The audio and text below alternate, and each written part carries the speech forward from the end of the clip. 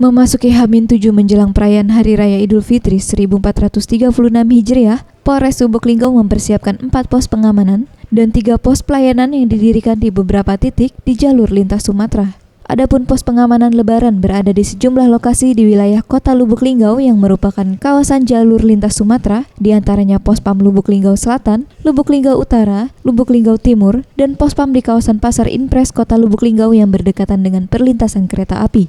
Menurut Kapolres Lubuk Linggau, AKBP Ari Wahyu Widodo mengatakan, dalam memberikan rasa aman kepada para pemudik yang melintas di jalur lintas Sumatera, personil yang ditugaskan di pos pengamanan di sepanjang jalur mudik di wilayah Kota Lubuk Linggau diperintahkan melakukan patroli secara rutin.